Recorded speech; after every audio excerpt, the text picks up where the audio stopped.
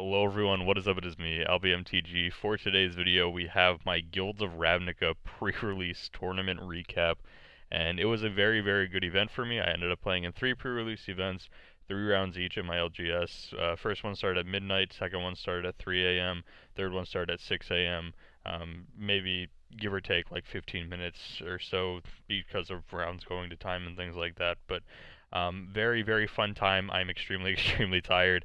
I worked F&M last night from like 5 till midnight, and then from midnight until about 10 o'clock I was playing, maybe closer to 11 o'clock I was playing in the pre-release events, and yeah, I was very tired.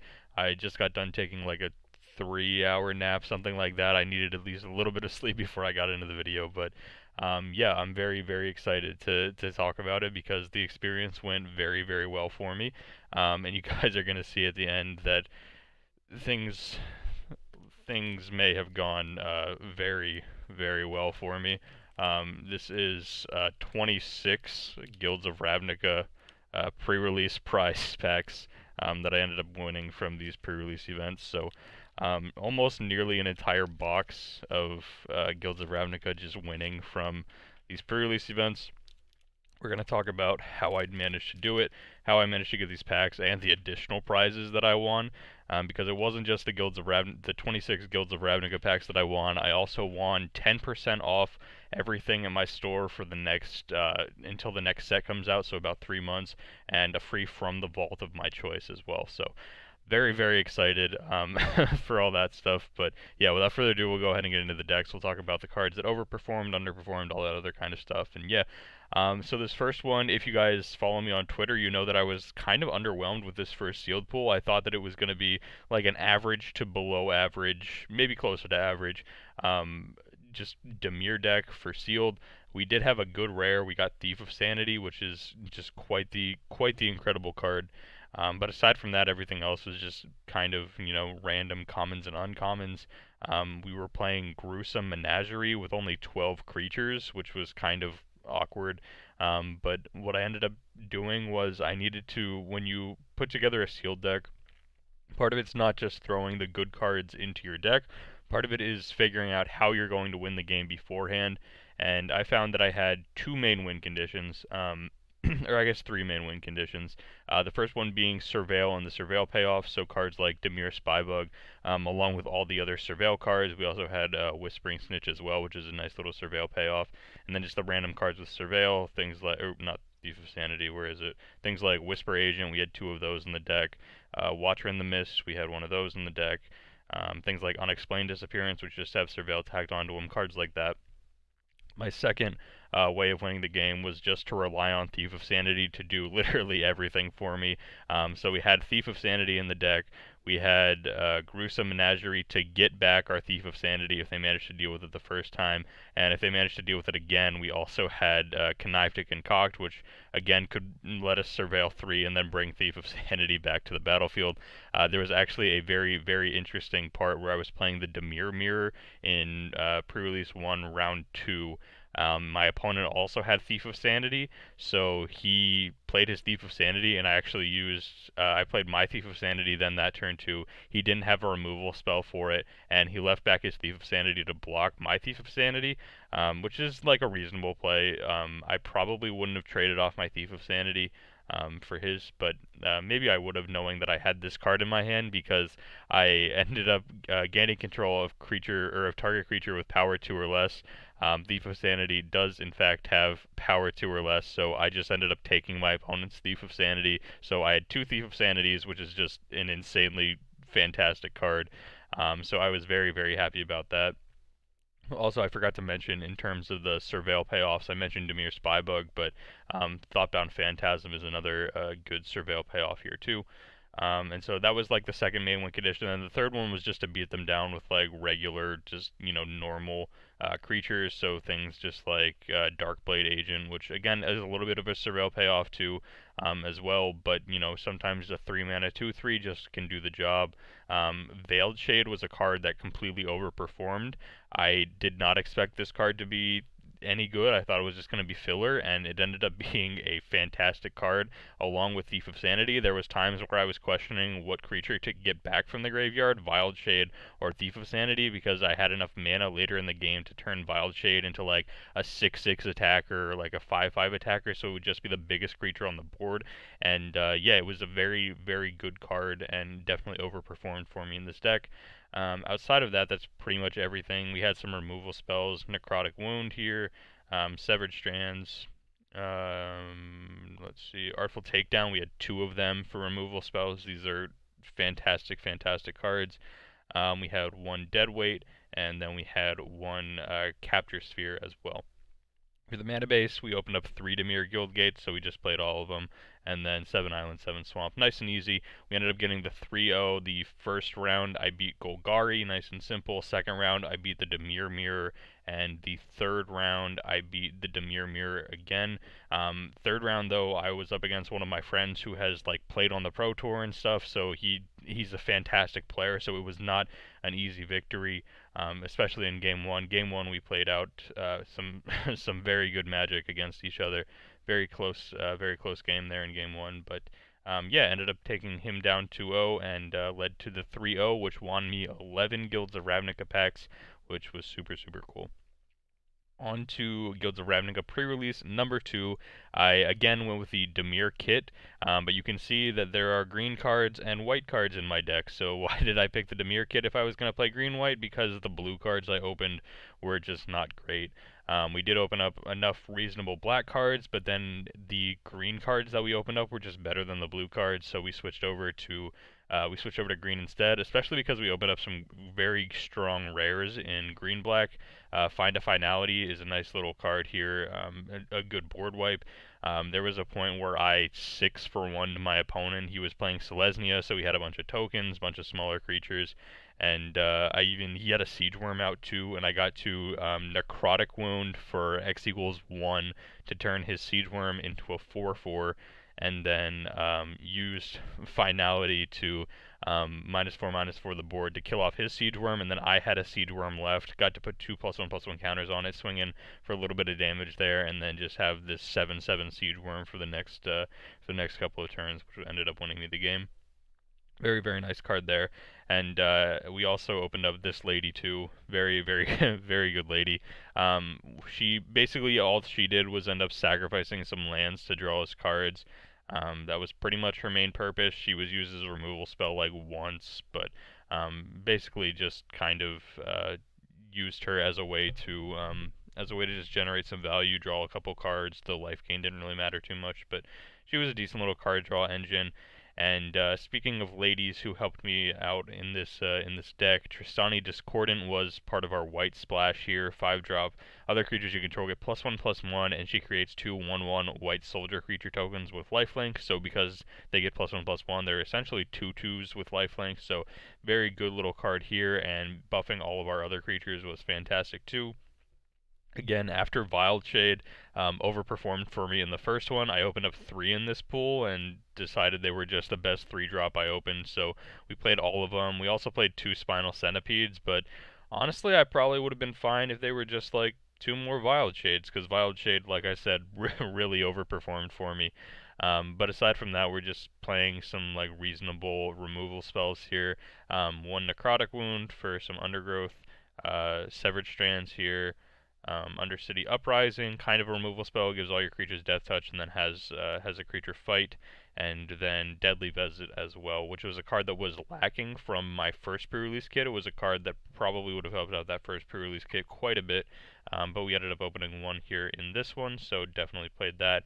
And then the creature base is just kind of nice and simple. I ended up splashing for Rosemane Centaur too, because my creatures were just not great in this sealed pool. So I just needed reasonable creatures. Rosemane Centaur, I was already splashing for white, so it ended up working like that. And then the mana base is a little... Oh, I forgot to mention 2 copies of Deadweight too when I was talking about removal spells. But then the mana base is kind of like weird. 5 Forests, 2 Gateway Plazas, which is essentially the Rupture Spire reprint from M19, except with a gate subtype. 1 Golgari Guild Gate, 1 Plains, and then 8 Swamps. So the mana base was a little strange. But yeah, very sweet deck. First round for this one, I played against Selesnya, and that was when I managed to get the 6-for-1 with Find for Finality. Very, very sweet. So I beat him, and then I played. Don't remember what I played round 2. It might have been Demir, possibly. I think it might have been Demir. Yeah, so I played Demir and then just ended up winning that one. Good grindy games against Demir as always. That's basically what you're signing up for when you're playing this format and knowing that people are going to be playing quite a bit of Demir. And then the third one, we played against Demir again, but my opponent had 3 of the 4 drops that are hexproof, death touch, and flying. The blue blue black black, the same cycle as the Golgari Findbroker, except it was the Demir one instead. He had 3 of them, and needless to say, I lost that. I lost that one. I needed to find a finality so that I could clear the board, because this gets around the hexproof. The -4/-4 doesn't target, so that could kill the hexproof creatures, but ended up just not drawing it. And so I've tried to keep myself alive long enough to play to the out of finding a finality, but it was just 2 or 3 cards too deep into my deck, and so I lost that one. And then game 2, similar thing, quasi duplicate again, which is a ridiculous card when you have such fantastic cards as the 4-mana Demir thing. So ended up losing that one. So I ended up getting 3 packs for that. So I'm up to 14 prize packs now, I believe. Yeah, up to 14 prize packs, and yeah, not too bad. Not too bad at all. On to pre-release number 3. I'm trying to think if there's anything else I want to say here, but this was just kind of like your basic pool. I played all the mythics I opened, minus the Red Phoenix. The Red Phoenix is not great. Maybe in the right deck it's fine, but yeah, we basically just opened up Tristani, opened up Vraska, and decided to stray away from our Demir seeded pack. And then on to Guilds of Ravnica pre-release number 3. We have back to Demir. I ended up playing Demir for all 3, or picking Demir for all 3 guild kits, because the deck was just working perfectly fine for me. I knew what basically all the cards in Demir did at this point, and so I was able to make better decisions, especially later on here into round 3. Just some reasonable cards here, nothing too crazy. Best card in the deck is probably just a Trotta the Silencer. Similar to the strategy I had where with Gruesome Menagerie and Connive Concoct, yeah, where I could bring back the Thief of Sanity in my first pre-release pool. Basically did the same thing with a Trotta here. If they managed to kill a Trotta, we just bring it back with Connive to Concoct again. Very, very nice in there. I think those are pretty much my only rares. And then we just had some like good Demir payoff cards, like the Demir Spybug again, and the House Guildmage is quite good as well. We actually ended up playing quite a few multicolored cards, and so I ended up playing the Rampaging Monument. 4-mana 3/3 Trampler just isn't the worst already, and then whenever you cast a multicolored spell, I can put a +1/+1 counter on it. So in my deck, I had 1, 2, 3, 4, 5, 6, 7, 8 multicolored spells. If I'm doing, or no, I forgot these 2. So 1, 2, 3, 4, 5, 6, 7, 8, 9, 10. Yeah, so I had 10 multicolored spells. 10 out of 23 of the cards in my deck would help pump my Rampaging Monument. Biggest I got this thing was to a 7/7 at one point. 7/7 Trampler for 4 mana. Quite good. So this card definitely put in some fantastic work for me. And again, just having some great removal spells here again in these Demir colors. Selective Snare kept me alive long enough. Most interesting name on Selective Snare was Insect for X=2 to get rid of the whatever this card was called, the Spinal Centipede, and then the Gruul Spider, the 2-mana 3/2 that fights a flyer when it comes in for Undergrowth. They were both insects. I believe it's called like the Crawl Assassin or something like that. Crawl Reacher maybe, or Crawler, I don't know, it's something like that. But I named Insect for both of those, bounced both of those back to their hands. Severed Strand is a reasonable removal spell here. Double Sinister Sabotage, which works well with the Surveil and gives me a nice little counter spell. And then again, Double Artful Takedown is fantastic. This card is one of the best commons in the set, especially if you're in Dimir. Just a fantastic, fantastic card. And then Discovery to Dispersal. I ended up never using the Dispersal side, but I used the Discovery side quite a lot, and it was a good little cantrip. Surveil 2 and then draw a card for 2 mana.